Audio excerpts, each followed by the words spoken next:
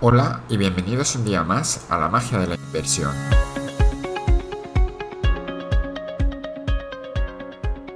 Estamos al lunes 29 de mayo después de las elecciones, pero aquí vamos a hablar de bolsa y me gustaría hacer hincapié en una pregunta que he leído en los comentarios. Y David Gruti me preguntaba que hablar un poco de Colgate, porque me quería preguntar por mi apuesta de Colgate, porque es una empresa buena, pero tiene bajo yield, bajo crecimiento de los dividendos en los últimos años y que si no me parecía que había empresas más interesantes como Unilever o Procter Gamble en el mismo sector.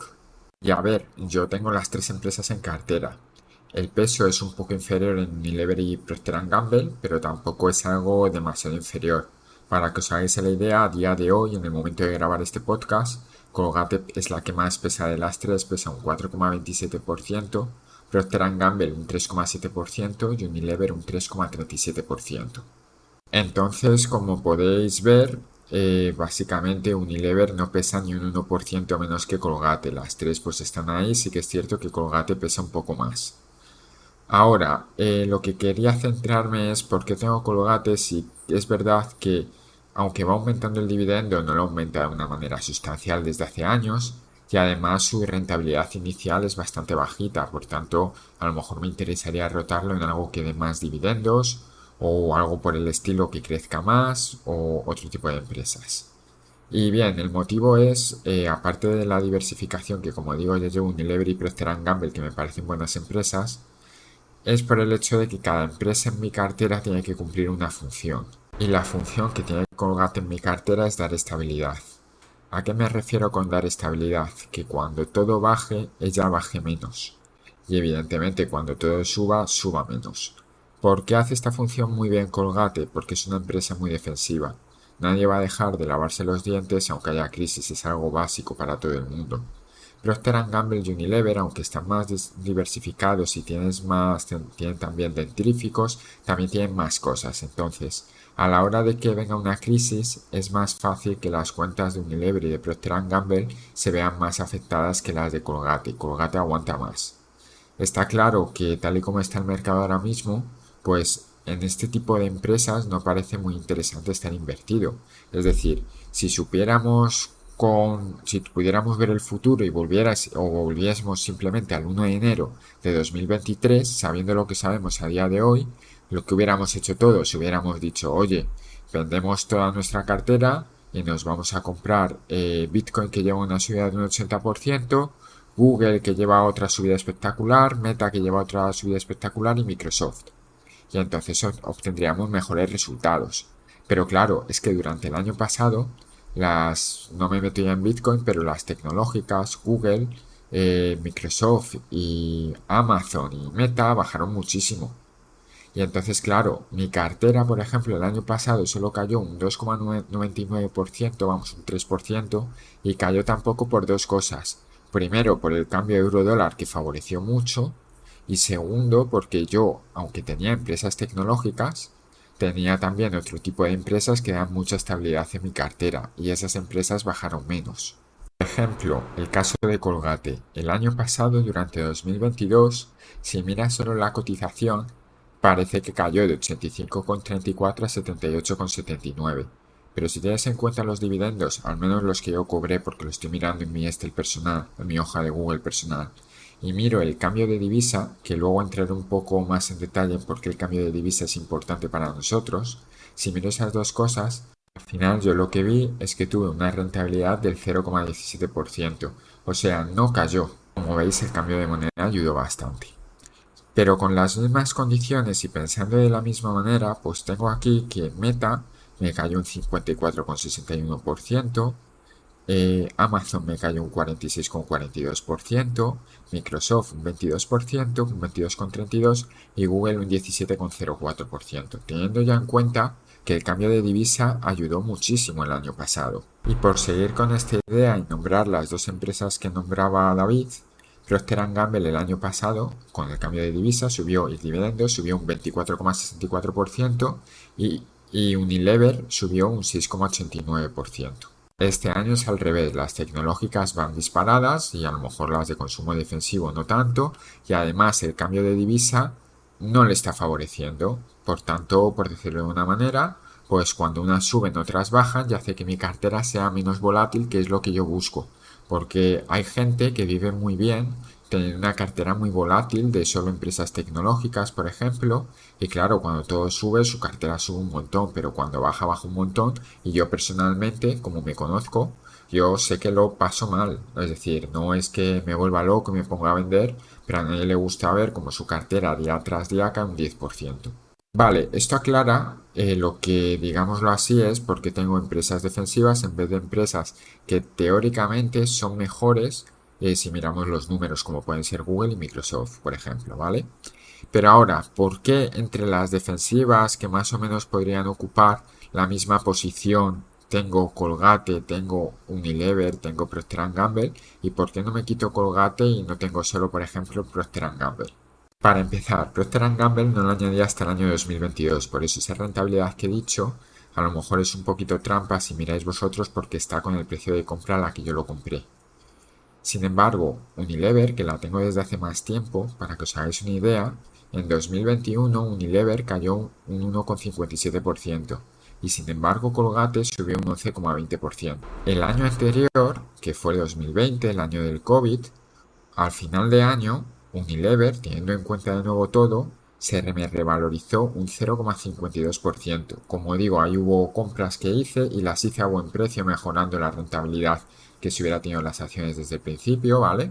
Así que a lo mejor los números nos dan, solo os estoy hablando de mi cartera, pero Colgate se revalorizó en mi cartera un 16%. ¿Y qué conclusión puedo sacar de aquí? Que como no tengo ni puta idea de cuál de ellas lo va a hacer mejor, porque un año lo hace mejor una, otro año lo hace mejor otra, y luego está el tema de cambios de divisa y demás, pues al final lo que hago es tener un poco de las tres y más o menos me cubro en salud. Me pasó lo mismo cuando compré, por ejemplo, empresas de militares defensivas, que eran Lockheed Martin y General Dynamics.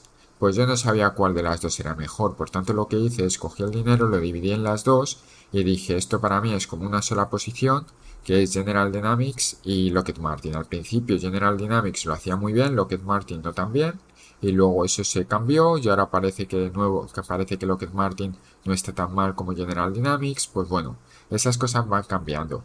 Pero como tú no puedes saber, o al menos yo no puedo saber qué empresa del mismo sector lo va a hacer mucho mejor que otra, a no ser que se vea claramente quién es mejor, que puede pasar en algún sector, pero no suele ser lo normal, lo que tengo que hacer es diversificar, incluso dentro del mismo sector. Y vuelvo a repetir, para mí Colgate no es una empresa. Si yo miro los números de Colgate, los números de Google y me dicen tienes que coger una para los siguientes 30 años, cojo Google. No reparte dividendo, pero me da igual porque los números son mucho mejor y el futuro que tiene es mucho mejor. Pero como soy un poco, por decirlo de una manera, acojonado, cagado, llamarlo como queráis tener, sé que tengo que tener Colgate porque Colgate es mucho menos volátil que Google, para que os hagáis una idea. Si miramos los últimos 5 años de cotización de Colgate y cogemos su mínimo de los 5 años a su máximo, vemos que el cambio ha sido de un 43%, ¿vale?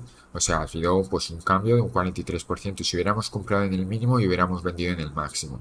Lo que la gente no suele pensar es que también puede ir al revés, puedes haber comprado en el máximo y comerte la caída, porque eso también puede pasar.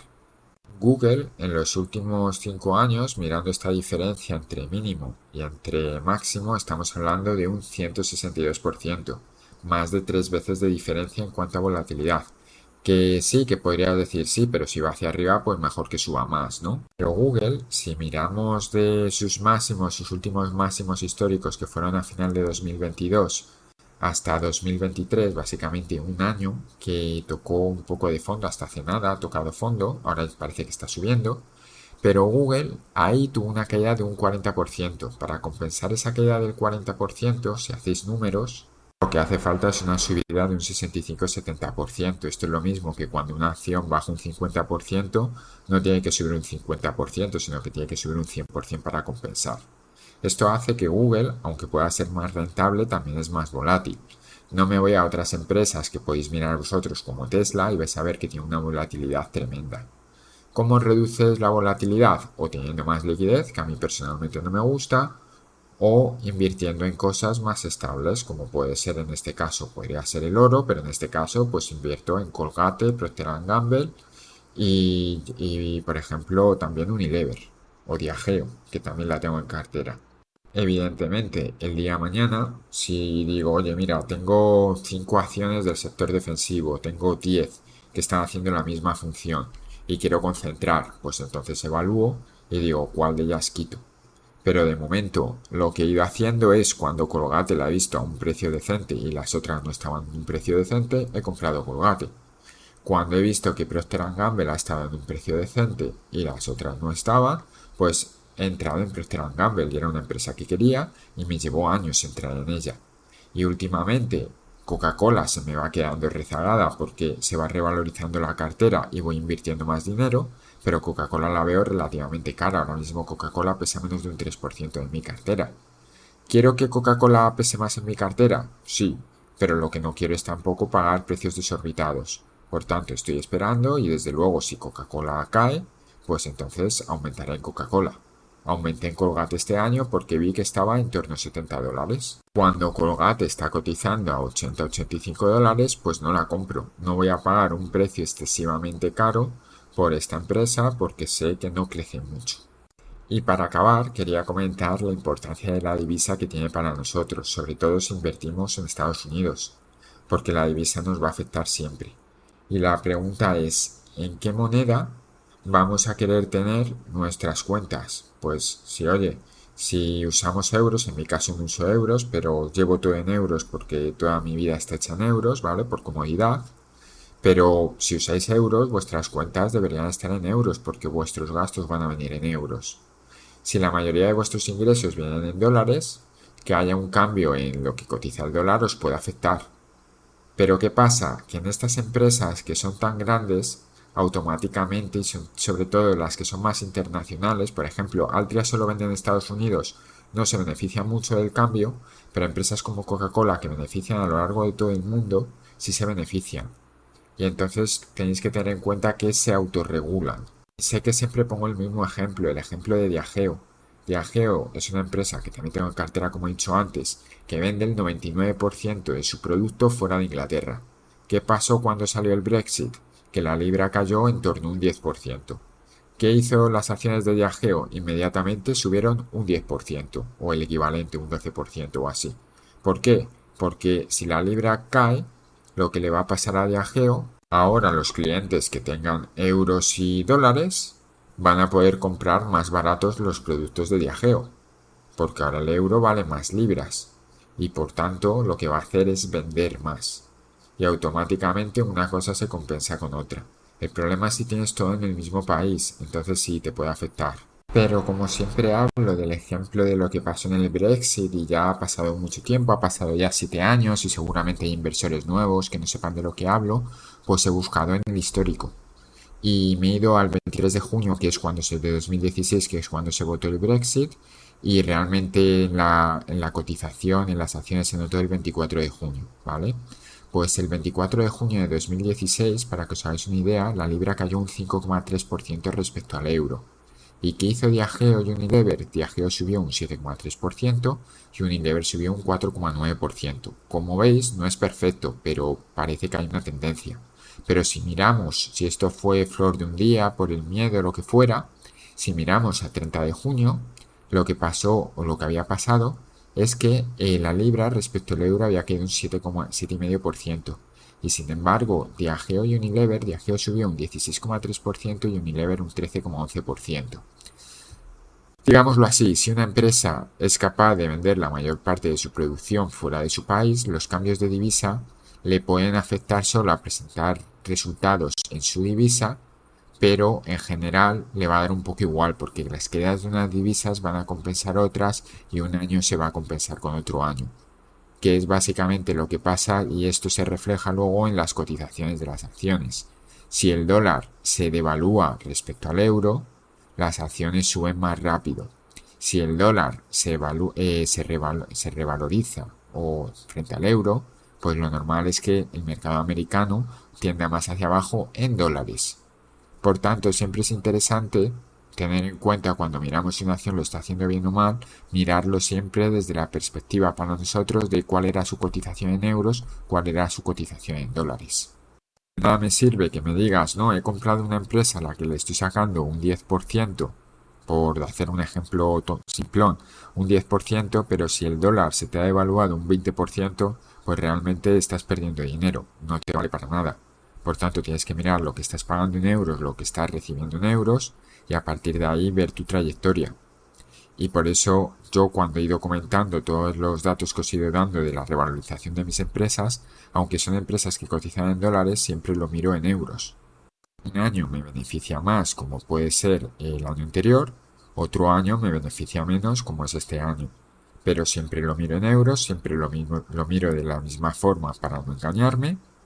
En resumen de todo esto, pues que tienes que tener una cartera de empresas diversificadas y no solo tener 40 o 50 acciones porque sí, sino saber qué función cumple cada una.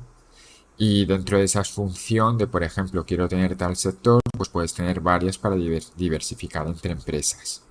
Luego, además, no tengas todas las empresas de, por decirlo de una manera, alto crecimiento, porque cuando alto crecimiento o todas las empresas de repartir dividendos muy altos, con yields muy altos, porque al final, cuando algo pasa de moda y cae, lo hemos podido ver en las acciones disruptivas, como las llamábamos hace un año, pues si tienes todo tu dinero metido ahí, te caes con todo el equipo. Tienes que estar diversificado. Y por último, para diversificar en el riesgo de divisa y que no te pille, digámoslo así, que te afecte mucho, no es necesario, como muchas veces mucha gente cree, tener euros, libras y francos suizos y demás, dólares también, sino simplemente con tener empresas que estén vendiendo a lo largo de todo el mundo, con eso ya simplemente te vale, porque las empresas, como venden por todo el mundo, cuando la caída de una divisa le beneficia, otra divisa le va a complicar, etcétera. Entonces todo más o menos se compensa.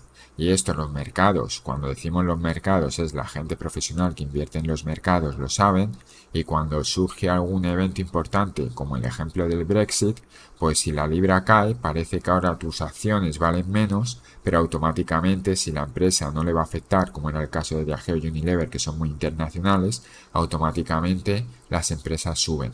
¿A qué empresas les vino muy mal lo del Brexit? A las que tenían producción y venta a nivel local, porque la caída de la libra lo único que les provocó es que ellos tienen que seguir vendiendo en libras, por tanto no van a ganar más, y sin embargo si compran cosas de fuera, pues los costes les suben porque ahora la libra vale menos. Espero que este podcast os haya sido útil, sé que ha sido un poco más largo de lo normal, pero creo que era interesante repetir este tema porque por lo menos esta es la visión que yo tengo, no tengo por qué decir que es la correcta o la incorrecta, hay muchas visiones, hay mucha gente que gana mucho más dinero que yo en la bolsa, por supuesto, yo simplemente os cuento mi experiencia, lo que yo hago, por qué lo hago, qué sentido tiene, lo que mejor me viene a mí, que a nivel psicológico muchas veces se subestima el efecto de la psicología de la cabeza. Espero que estos comentarios o estas reflexiones os sirvan a vosotros para coger lo que os gusta, quitar lo que no os gusta y crear vuestro propio estilo de inversión. Y nada más, os contesto en los comentarios y os voy leyendo y nos escuchamos la semana que viene. Hasta luego.